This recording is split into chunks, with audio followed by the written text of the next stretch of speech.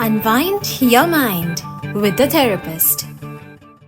और हमारे साथ जुड़ चुके हैं एज प्रॉमिस प्रशांत शोरी जी, जो हमारे सेगमेंट के स्पेशल गेस्ट भी होते हैं और आप सबकी प्रॉब्लम्स के इनके पास कुछ सॉल्यूशंस भी होते हैं। तो जो भी आप क्वेश्चंस हमें भेजते हैं, हम इसे पूछते हैं, बहुत अच्छे अच्छे जवाब और बहुत अच्छे अच्छे हमें आइडियाज मिलते हैं कि कैसे जिंदगी को सही ट्रैक पे हम ला भी सकते हैं, छोटी छोटी बातों को फॉलो कर करके। ये रजिस्टर्ड सोशल वर्कर और साइकोथेरेपिस्ट है, बहुत सारे लोगों की मदद करते आ रहे हैं, कम्युनिटी सर्विस में बहुत आगे रहते हैं। तो हमने सोचा why not to take his services for our unwind your mind segment as well. Studio का नंबर रहता है आपके क्वेश्चंस के लिए इस वक्त 4165930055 और after this segment if you want to ask your question तो इनकी वेबसाइट पे जा सकते हैं विच इज iwantpeace.org, या फिर आप मुझे भी टेक्स्ट कर सकते हैं मेरे नंबर पर विच इज 647-830-5042। तो आज की शुरुआत पहले तो वेलकम के साथ थैंक यू प्रशांत जी हमारे लिए थोड़ा सा वक्त निकालने के लिए। Thank you so much Swati ji for inviting मी।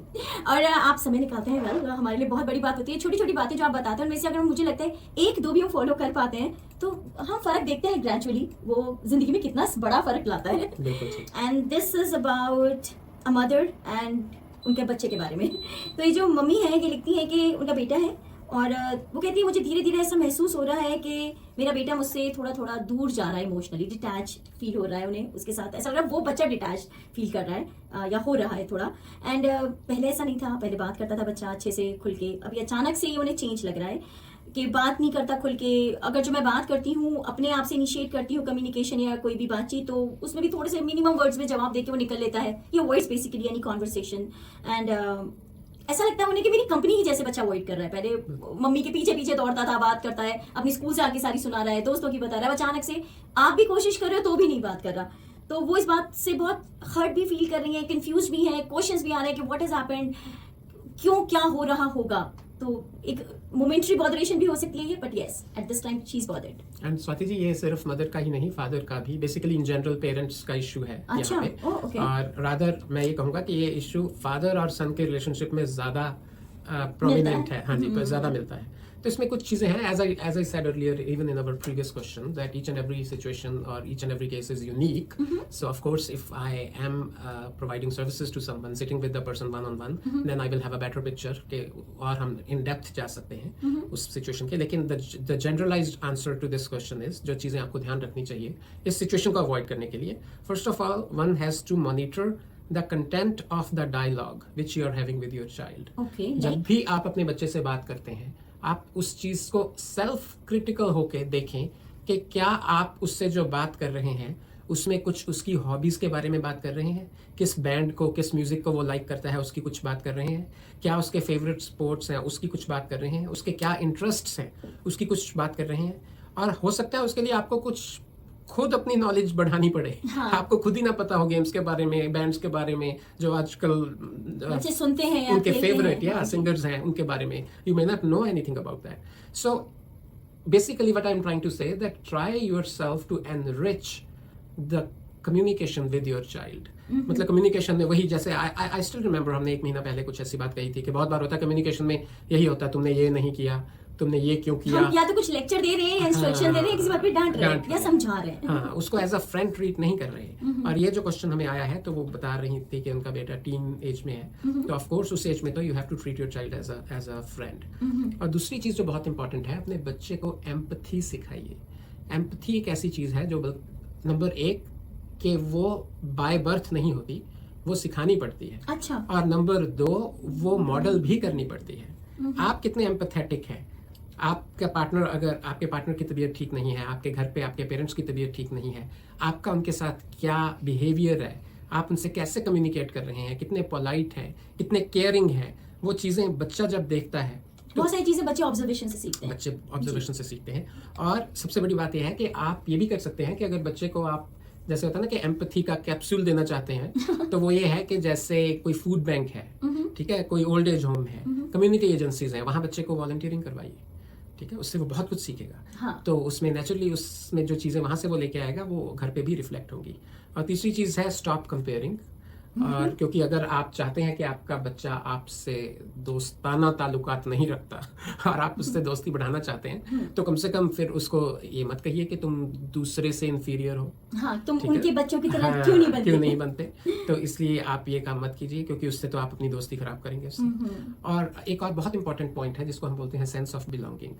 ठीक है, उसमें क्या है कि आपका अपनी स्पाउस के साथ, अपने पेरेंट्स के साथ, अपने पेरेंट्स इन लॉ के साथ, अपने सिबलिंग्स के साथ, अपने फ्रेंड्स के साथ कैसा रिलेशनशिप है, कितना अच्छा और गहरा रिलेशनशिप है। अगर वही रिलेशनशिप टॉक्सिक है तो बच्चा आपके साथ कैसे अच्छा कम्युनिकेट करेगा। अगर बच्चा देखता है कि ये खुद ही आपस में मेरे पेरेंट्स बहुत लड़ते रहते हैं, तभी मुझे याद है कि एक सेशन में हम बता रहे थे, किसी क्लाइंट को मैं बता रहा था कि if you have any conflict you should not discuss it in front of your child. Okay. It's a good idea to take it either to your bedroom or go outside, go for a coffee and talk about it, or at least when your child is not with you. ठीक है, क्योंकि हम अगर बच्चे को ठीक तरह का इम्प्रेशन ही नहीं देते, हाँ जी, एनवायरनमेंट ही नहीं देते, हमारे अपने रिलेशनशिप्स ही टॉक्सिक है, तो बच्चा कैसे अच्छा कम्युनिकेटर और अच्छा फ्रेंड बनेगा आपका। और सबसे जो लास्ट पॉइंट मैं कहना चाहूँगा, and unfortunately it is true, eventually we have to lower our expectations. We have to remember we are not in a place which has the same culture as of our country of origin. ठीक है, आपका बच्चा जो है वो एक individualism, एक ऐसे कल्चर में है जहाँ इंडिविजुअलिज्म सिखाया जाता है, और आप जिस कल्चर से आते हैं वो कलेक्टिविज्म का कल्चर है।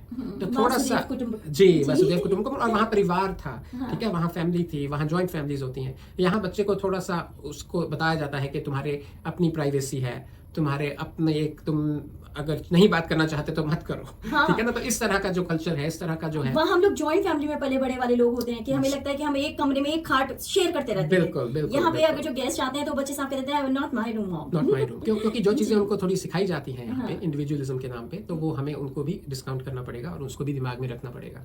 तो इसलिए हमें अपने एक्सपेक्टेशंस भी थोड़े से रियलिस्टिक अगर बना लेंगे तो definitely it will be easier. So I would say not lower, realistic is the right word actually. कि expectation अपनी थोड़ी यहाँ के हिसाब से practical और realistic रखें. Realistic is a better word. चलिए, ये 5 पॉइंट्स आपने बताया, मैं एक बार रिपीट कर देती हूँ जिनका ये सवाल था, और मेरे ख्याल से बहुत लोगों का कहीं ना कहीं से मिलता जुलता कर सवाल रहा है कि enrich yourself with the latest, जिनसे बच्चे जुड़ सकें और बच्चों से आप ज्यादा जुड़ सकें, जिनसे बच्चे जुड़े हुए हैं, उस तरह की नॉलेज से अपने आप को, एम्पैथी उन्हें सिखाएं, उनको कंपेयर ना करें किसी और से, अपनी रिलेशनशिप्स में भी देखें, आसपास जिस भी तरह के रिलेशनशिप्स में आप हैं, आप उसमें आपका बिहेवियर कैसा है, बच्चे वो ऑब्जर्व कर रहे हैं, कहीं ना कहीं वो भी सीख ही रहे हैं, इम्बाइब कर रहे होते हैं। तो रोल मॉडल जब आप बनते हैं किसी भी चीज के, तो आपको भी ठीक से बिहेव करना ही पड़ेगा। And then lower expectations, rather realistic expectations आप अपनी रखें बच्चों से, वो बहुत हेल्प करेगा। And again as Prashant ji mention कि ये जेनेरिक चीजें होती हैं इस वक्त जो वो बता पाए हैं इस क्वेश्चन के बेसिस पे। हर किसी की परिस्थिति फर्क हो सकती है, और उस फर्क परिस्थिति को वो तभी जान सकते हैं जब आप उनसे मिलते हैं। तो मिलने के लिए 10 मिनट शुरू के बिल्कुल फ्री होते हैं काउंसलिंग सेशन के, आप उन 10 मिनट का फायदा उठा सकते हैं। बहुत सारी इंश्योरेंस कंपनीज भी कई बार ये कवर करती हैं काउंसलिंग सेशंस, आप वो भी पता कर सकते हैं आपकी जॉब पे कवर होता है या नहीं होता। But as I mention 10 minutes are totally free. आप इनकी वेबसाइट पे जाके अपॉइंटमेंट भी ले सकते हैं, बात भी कर सकते हैं। It's called iwantpeace.org। और अपने सवाल अगली बार के लिए जो भी अभी मुझे भेजे हैं, thank you for so much for sending your questions, but समय की कमी है, अगली बार फिर लूंगी कुछ सवाल।